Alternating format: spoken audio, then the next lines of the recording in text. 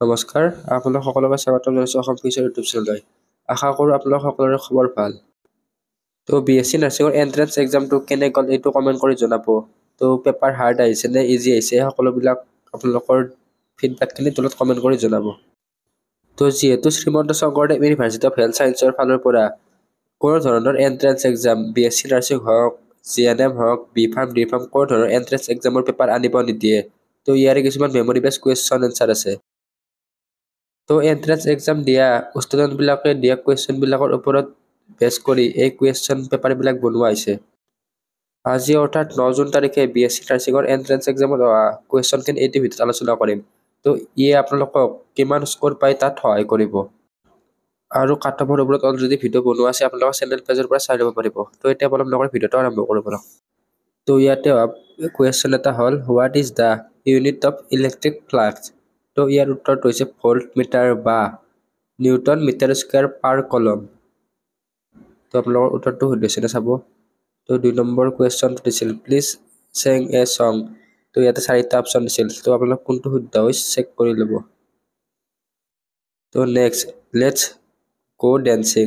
তো ইয়াতে 4টা MCQ দিয়া আছে, এইকেইটা চাই ল'ব। নেক্সট কুৱেশ্যনটো, কোষ কেন্দ্ৰক কোনে আৱিষ্কাৰ কৰিছিল? Who discover cell nucleus. তো ইয়াৰ উত্তৰটো হৈছে Robert Brown. Next, the student does study for the exam all night. ইয়াৰ উত্তৰটো হ'ব অপশ্যন ডি, ষ্টাডিড।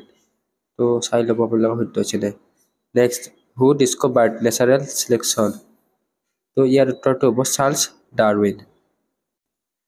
তো ইয়াতে কিছুমান উত্তৰ কোৱাতে ভুল হ'বও পাৰে, কাৰণ এইটো মেমৰি বেছ হয়।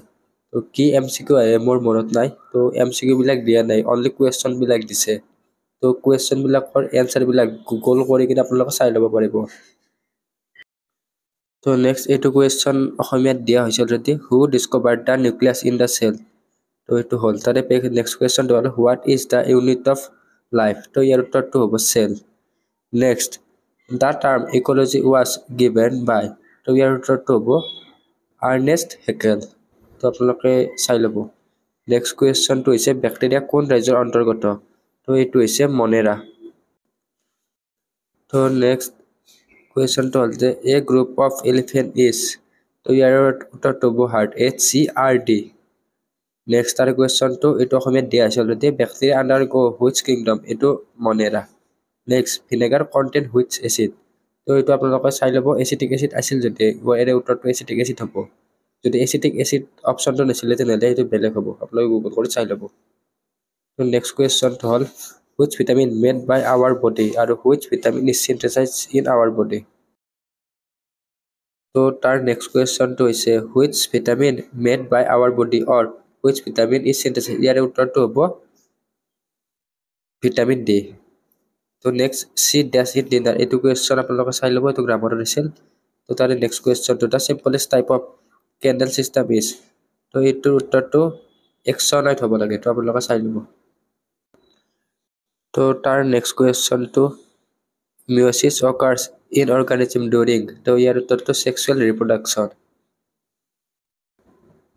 তো বাকীখিনি আগবঢ়াৰ আগতে যদি আপোনালোকে D.Pharm, B.Pharm, পেৰামেডিকেল বা BSc মেডিকেল টেকন'লজি কৰ্চ আৰু GNM কৰ্চৰ কাৰণে যদি ই বুক লোৱা নাই, তেনেহ'লে আমাৰ ই বুক কেইখন ল'ব পাৰে।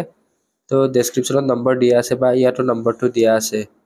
তো আপোনালোকে এইটো নম্বৰত ই বুক লাগে বুলি কণ্টেক্ট কৰিব পাৰিব, নহ'লে ডেছক্ৰিপশ্যনত লিংক দিয়া আছে, তাৰে পৰাও আপোনালোকে ডাইৰেক্ট লৈ ল'ব পাৰিব।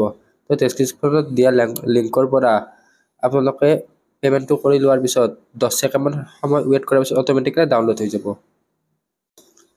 আৰু 2024 BSc নাৰ্ছিঙত ইয়াৰে ভালেখিনি কুৱেশ্যন কমন পৰিছে। তো ভালেখিনি ষ্টুডেণ্টে ইয়াৰ পৰা কমন পৰা বুলি গ্ৰুপত কৈছে। তো আপোনালোকে BSc নাৰ্ছিংটো গ'ল, D.Pharm, B.Pharm, পেৰামেডিকেল এইবিলাক কৰ্চৰ কাৰণে লৈ ল'ব পাৰে। তো ইয়াতে প্ৰিভিয়াছ কুৱেশ্যনবিলাক ইনক্লুড কৰি দিয়া হ'ব। তো এই PDFটোত টোটেল 60টাতকৈ অধিক মেমৰি বেছ কুৱেশ্যন আছে। তো এই PDFটোত ডাউনলোড দিবৰ কাৰণে তো ডেছক্ৰিপশ্যনত লিংক দিয়া আছে, তাৰ পৰা আপোনালোকে ডাউনলোড কৰি ল'ব পাৰিব। আৰু এই কুৱেশ্যনবিলাক আপোনালোকে গুগল কৰি এনচাৰবিলাক শুদ্ধ হৈছিলে চাব, চাই কিনে কিমান মাৰ্ক পোৱাৰ সম্ভাৱনা আছে সেইটো কমেণ্ট কৰি জনাব। তো এইটো ভিডিঅ'ত এইখিনি আছিল। আশা কৰোঁ আপোনালোকে ভিডিঅ'টো ভাল পালে।